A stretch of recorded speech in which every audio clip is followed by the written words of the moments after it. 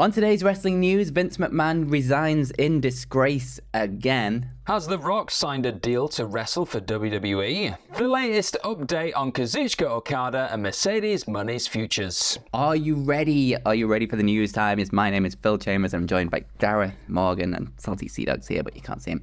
To talk about all things wrestling news. And the biggest thing in wrestling news, by far, obviously, is Vince McMahon and the fact that he has now resigned from TKO and WWE and everything he has to do with those two companies. So this is coming after an ex-employee filed a lawsuit against McMahon and John Laurinaitis, the former head of talent relations, and WWE itself, alleging sexual assault and sex trafficking of her in and outside of WWE. Now, Sean Ross Sapp originally broke the news of him resigning, first saying that WWE President Nick Khan sent a memo out to staff saying, "I want to inform you that Vince McMahon has tendered his resignation from his positions as TKO Executive Chairman and on the TKO Board of Directors. He will no longer have a role with TKO Group Holdings or WWE."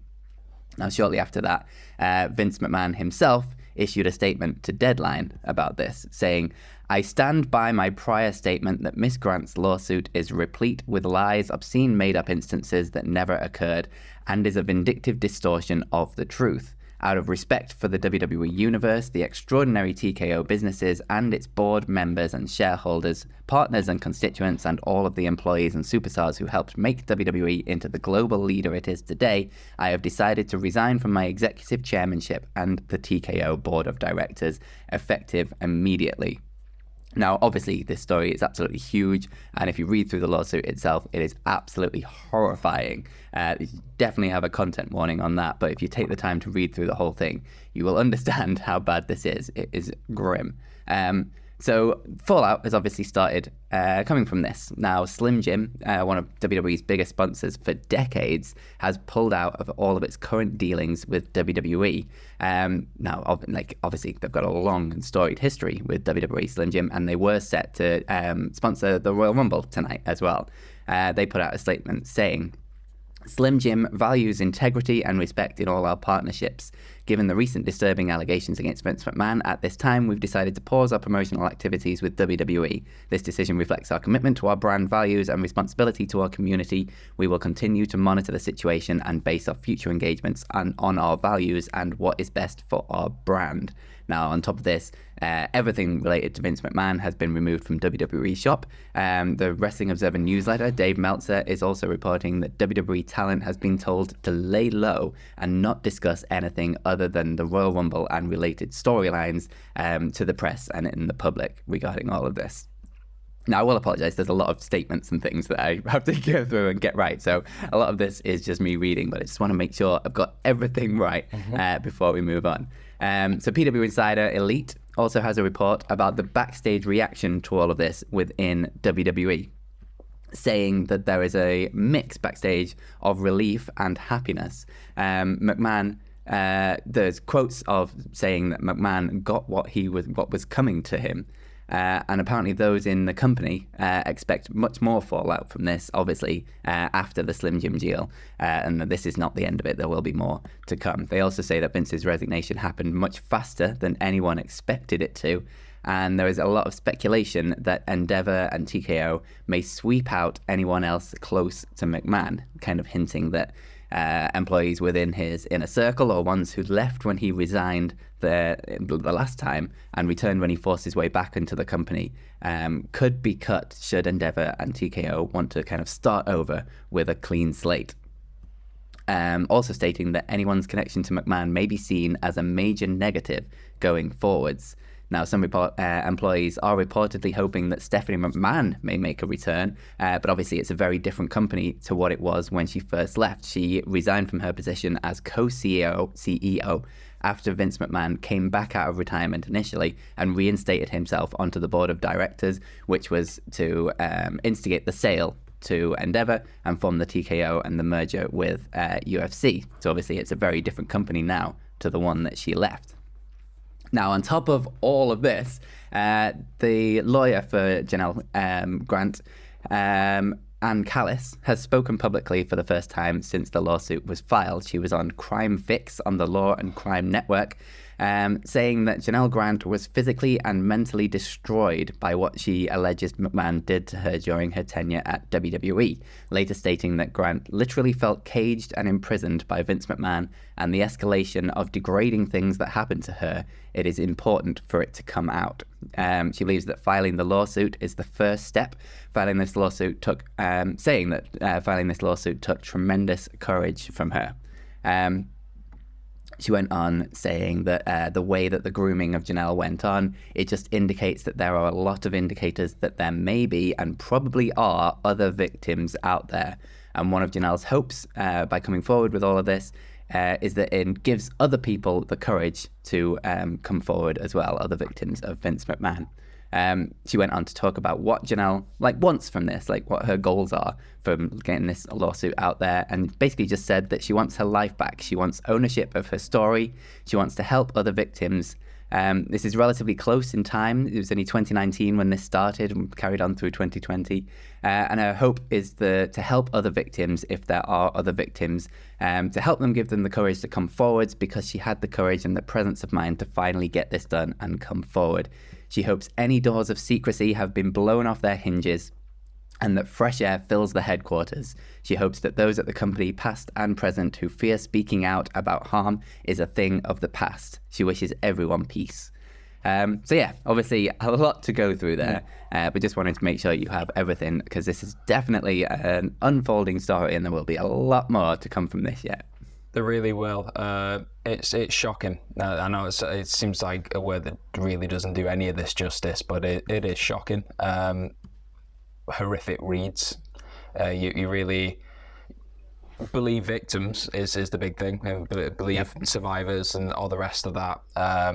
But it's, I guess, a major positive. If you can take any positive away from this, it looks like Vince is gone now. Like fully gone. That looks like that's something that's won't be undone, let's say, as it was about a year or so ago, whenever it was.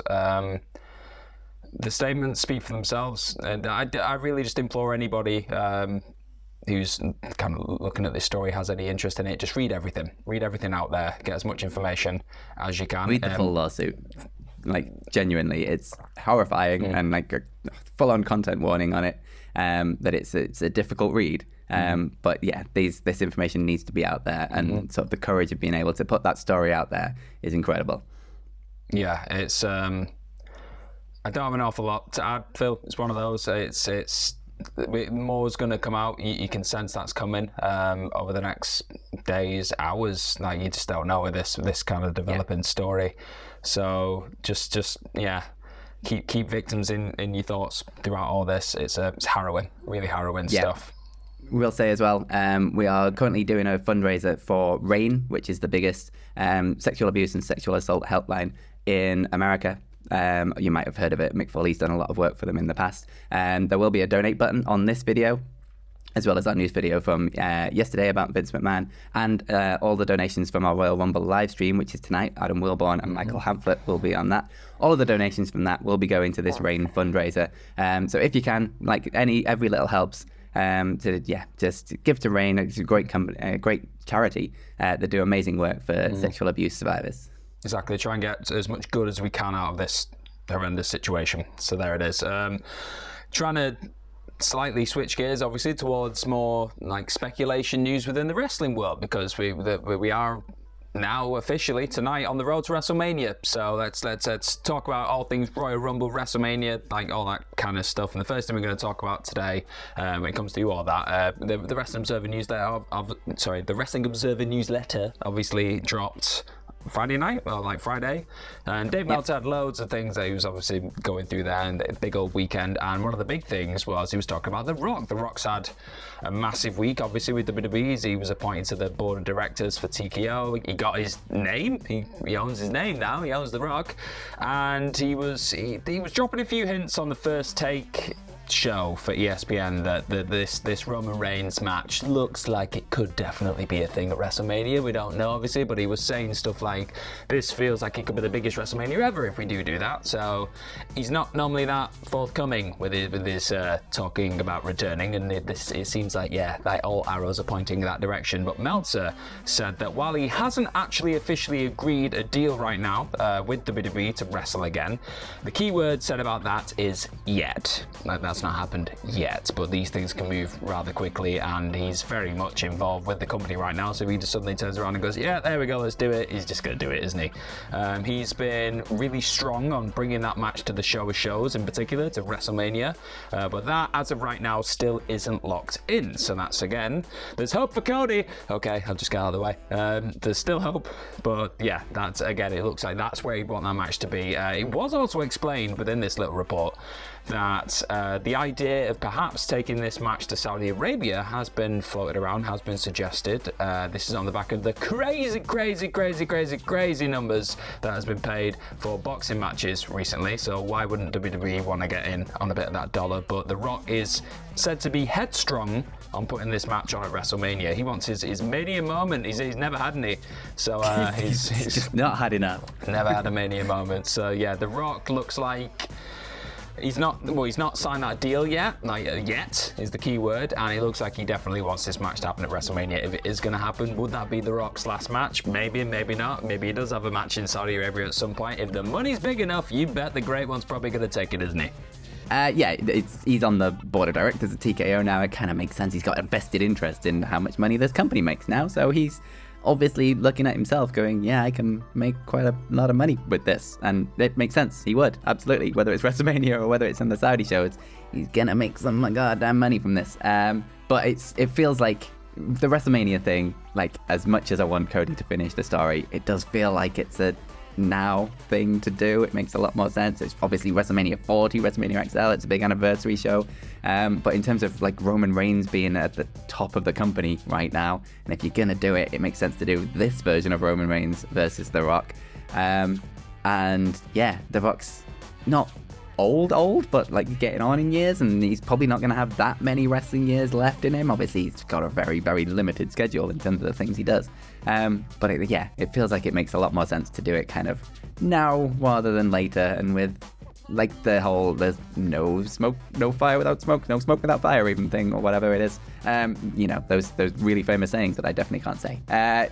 He's back on the board. He's got the Rock name. Like, it all feels like it's like happening right now, and it's, if you don't pull the trigger on it right now, like, why not pull the trigger on it right now? Yeah, and speaking of people pulling the trigger on things, well, Tony Khan looks to have pulled the trigger on two massive signings. That's according to Dave Meltzer in the most recent edition of the Wrestling Observer newsletter, again, because he said that when it comes to the AEW side of things, they believe they're under the impression that both of these megastars will be joining the company very soon. So let's talk about a bit of money first. Sasha Banks, or the former Sasha Banks, obviously. She's super multi-talented. She's been doing a bit of acting work recently, but then after this now, it's looking like she will be jumping over to AEW, and not only will the debut of Mone reportedly be played up extremely big, like she's a megastar, here's what you do. Apparently the announcement of her arrival could drop soon, so that could be very, very soon that we get the graphic. Oh, that'd be amazing.